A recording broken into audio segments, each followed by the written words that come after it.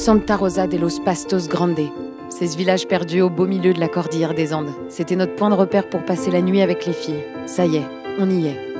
Depuis 10 jours, c'est ça notre vie. On se lève le matin, on prend la piste, on sait pas où ça va nous mener, mais on y va. On a vu des choses extraordinaires. On a ri, on a pleuré, et là, après plus de 2000 km parcourus, on arrive au terme de notre aventure. Mais reprenons depuis le début, quand je savais pas encore vraiment dans quoi je m'engageais. Il y a 10 jours, on embarquait pour le Trophée Rose des Andes, un rallye-raid 100% féminin. Mais en vérité, tout a commencé il y a bien plus longtemps. Il y a plus d'un an pour nous. Ça a été beaucoup de travail, les préparatifs avec les levées de fonds. Des gens autour de nous qui nous ont soutenus et ça, forcément, ça nous porte et ça nous donne des ailes. Puis on est là aujourd'hui. Une fois arrivés à Salta, sur le village départ, tous ces efforts, on les oublie. La journée est dense, on prend possession de nos 4x4. Ok, ça c'est fait. C'est exactement ce qu'il faut pour faire ce que vous allez faire. Il y a tous les profils de Nana. We are from Newfoundland. We're really excited. On est impatiente de voir un peu ce que ça va être. Certaines ont l'air d'avoir déjà gravi l'Everest. Mais souvent, c'est des filles normales. Enfin, je veux dire comme moi. C'est la première fois que je vais réaliser un rallye. C'est la première fois que je me lance dans un défi comme ça. Il y a des roses qui ont déjà plusieurs courses à leur actif. Je vais faire mon 9e rallye. Le 5e au Rose des Andes, j'en ai pas raté un. Ah oui, les roses, c'est comme ça qu'on nous appelle. À ce moment, je savais pas trop ce que ça voulait dire être une rose. Mais j'avais les 8 prochains jours pour le découvrir. Vous allez faire un rallye raid. C'est un peu comme le Dakar, dans lequel on aurait confisqué le chronomètre. Dès nos premiers échanges, je me suis aperçue qu'on avait toutes des raisons très personnelles de s'être inscrite. On va sortir, grandir différentes de cette expérience. Il y a des endroits qui sont, je pèse mes mots, extraordinaires. La vie, c'est des challenges et si on n'a pas de projet, on n'avance pas et on ne grandit pas. On va les tutoyer et la Bolivie et le Chili. On sent la course arriver, la pression monte. C'est vraiment l'aventure avec un grand temps. Vous allez le juger par vous-même. Donc si j'avais des attentes, c'est ça, profiter de chaque instant. Vivre en fait, vivre pleinement. On a tous les ingrédients pour passer une semaine fantastique. On ne savait pas trop à quoi s'attendre. On a toujours un peu d'appréhension quand on commence un rallye comme ça. Et on est parti. De toute façon, à ce moment, il n'était plus question de faire marche arrière.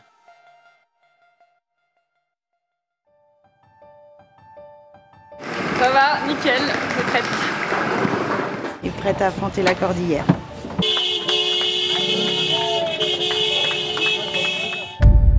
Il a fallu prendre en main le 4x4. On a pris confiance, on a commencé à connaître la voiture aussi. 4x4 génial, il passait partout. Waouh, j'étais enfin au volant. La conduite tout-terrain sur des pistes, j'avais jamais fait ça. C'était une sensation de dingue. Fallait naviguer, fallait regarder, fallait tout faire.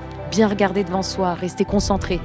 Bon, c'est pas évident, parce qu'ici, à chaque virage, à chaque passage de col, on se fait happer par les décors.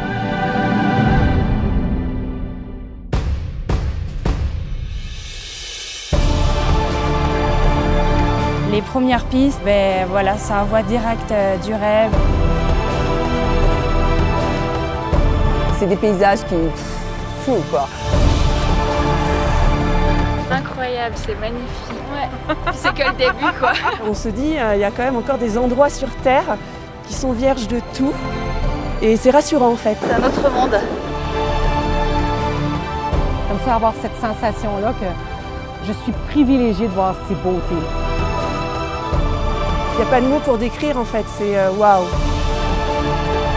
Et à ce moment-là, on n'avait encore rien vu. Et puis on est arrivé à Cafayate, au bivouac. Ça faisait tellement longtemps que j'avais pas monté une tente. La première nuit, ça fait drôle, mais on a bien dormi. Faut dire que cette journée avait été longue et l'aventure ne faisait que commencer.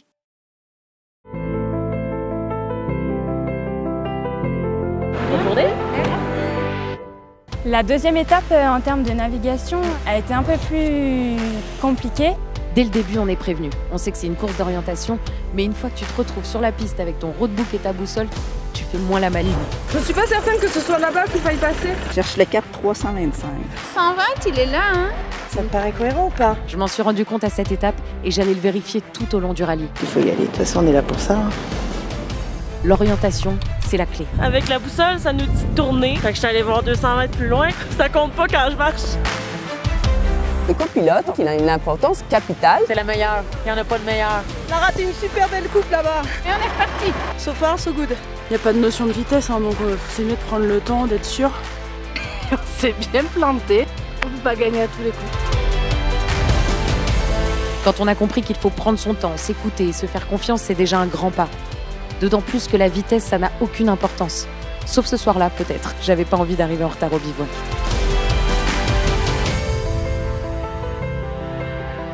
Dans cette région, les seules zones habitées, c'est des villages miniers perchés souvent à plus de 3000 mètres d'altitude. C'est le cas ici, à San Antonio de los Cobres.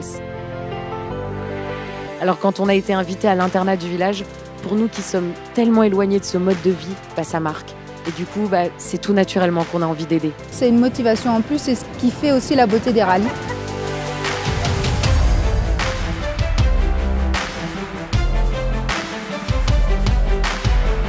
On vient là pour profiter et je trouve très important de pouvoir apporter quelque chose.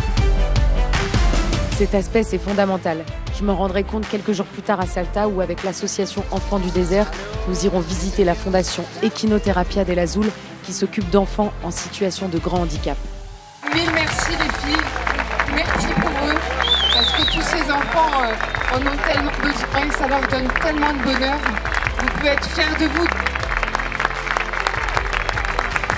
C'est vraiment super parce qu'on a la chance de pouvoir voir la fondation, pouvoir voir à quoi servent les dons des roses. S'il n'y avait pas cette cause humanitaire, on ne vivrait pas le rallye de la même façon. Du moment qu'il y a un rapport humain, surtout quand c'est fait avec du cœur, c'est fantastique.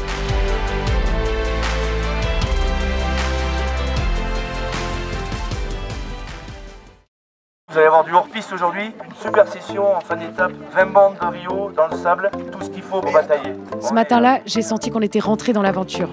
Avec ma coéquipière, on prenait peu à peu le rythme du rallye, on se posait de moins en moins de questions, les tâches étaient bien réparties. En fait, tout au long de la course, c'est la confiance qui s'installe. C'est une aventure importante à partager avec quelqu'un. On vit des choses incroyables. Quand on observe les autres équipages, c'est amusant de voir leur fonctionnement. Essayer justement d'avoir une double vision sur ce cap. Il y a celle toujours à l'affût de la moindre coupe ou celle qui respecte à la lettre le roadbook. On est plutôt prudente. Un peu téméraire, je dirais. J'arrive pas à convaincre ma pilote qu'il faut aller à droite là. On part à droite parce que je vais me faire engueuler alors. Moi, mes chouchous, c'était l'équipage 118. Pascal, c'est un sacré bout de femme. Elle l'a fait avec Margot, sa fille.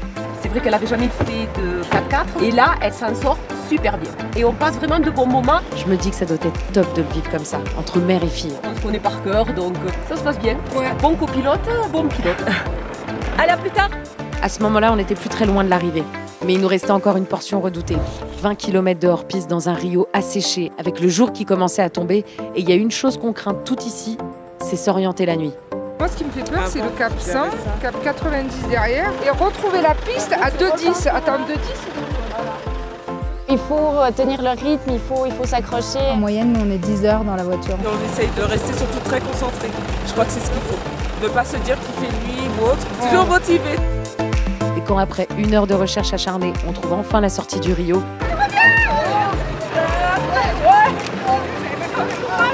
Vraiment fier d'être sorti de là. Ah, c'est vraiment l'aventure, ça c'est clair. Mais l'aventure, elle s'arrêtait pas une fois l'étape passée. C'était sympa le soir de se raconter nos galères de la journée. Ce qui est vraiment agréable, c'est qu'on est un petit groupe. On a rigolé, on a bu des apéros le soir, on a profité. C'est un rallye à taille humaine. C'est vrai que l'ambiance était chouette. Ça fait du bien de se détendre un peu. Surtout que le lendemain matin, j'allais être contrariée.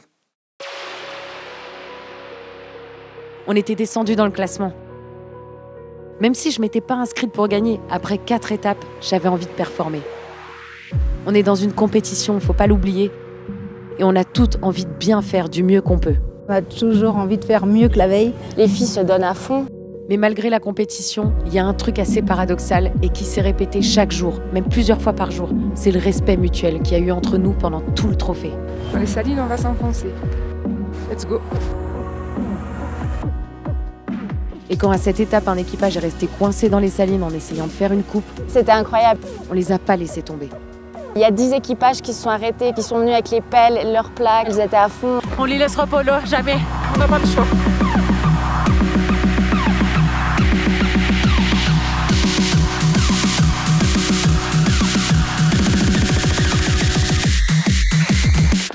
C'est ça ça la solidarité en rallye, putain. L'union fait la force.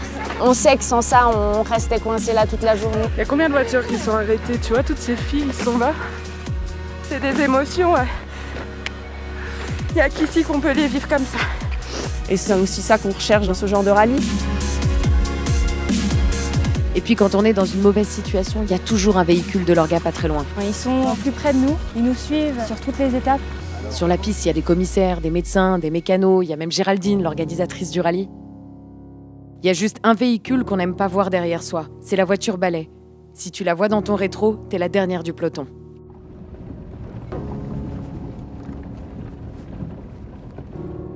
En passant sous l'arche d'arrivée ce soir-là, j'ai eu un pincement au cœur. Je savais que la prochaine fois qu'on la franchirait, ce serait la fin de l'aventure. Mais avant ça, fallait passer l'épreuve marathon. Les filles m'avaient dit que c'était un truc de fou, j'allais vite m'en rendre compte. 405,6 km de piste au roadbook. 2 jours en totale autonomie.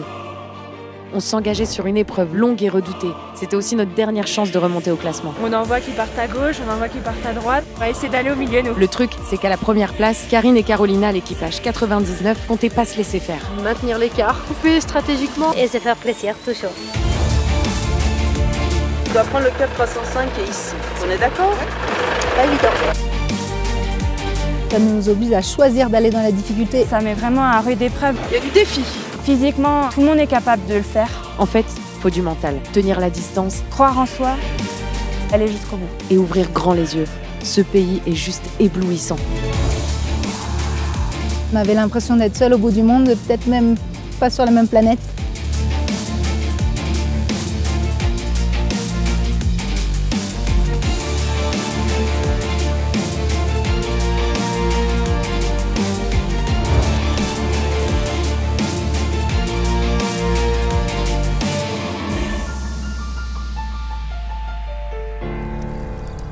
Et voilà, la boucle est bouclée, nous y sommes. Santa Rosa de los Pastos Grandes. Pendant ces quelques minutes, j'ai pris le temps de vous raconter notre histoire. Maintenant, je vais rejoindre les filles pour savourer cette dernière soirée. Entre nous, loin de tout. Mon récit s'achève bientôt. Encore 80 km de piste pour conclure et laisser une dernière fois la parole à ces femmes qui pendant 10 jours m'ont inspirée, fait rire et parfois pleurer. Ces nanas avec qui je viens d'écrire une des pages les plus intenses de ma vie. Quand on est arrivé, c'est... On peut relâcher tout. Ça fait bizarre de se dire que c'est fini en fait. C'est l'accomplissement de toute cette préparation des 8 mois. C'est un grand rêve, donc voilà, on l'a fait. Il faut vraiment s'accrocher pour faire une aventure comme ça.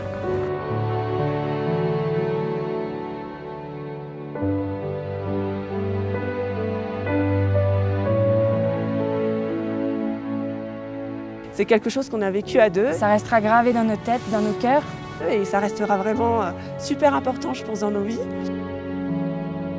Oh, je suis émotive. C'était magnifique. Franchement, aux gens, qu'est-ce que vous voulez leur dire? Faites-le parce que c'est quelque chose à part. C'est plein d'émotions, mais je trouve qu'il serait dommage de décrire. Il faut aller, il faut venir ici pour voir tout ça.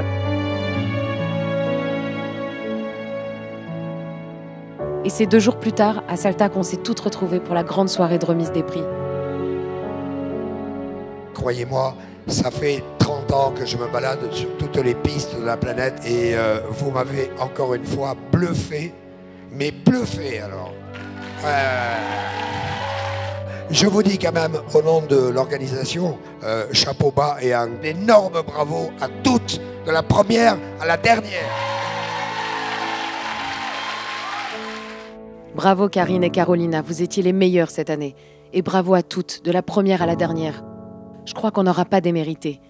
On a surmonté tous les obstacles. On s'est parfois trompé, mais chaque jour on s'est battu pour faire mieux.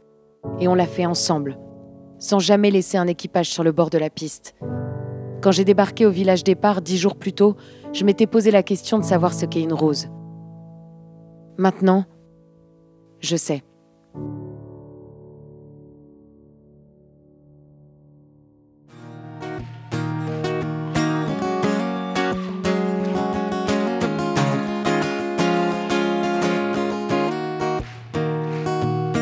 Tous ensemble, main dans la main, rose des âmes, rose des âmes, rose des âmes.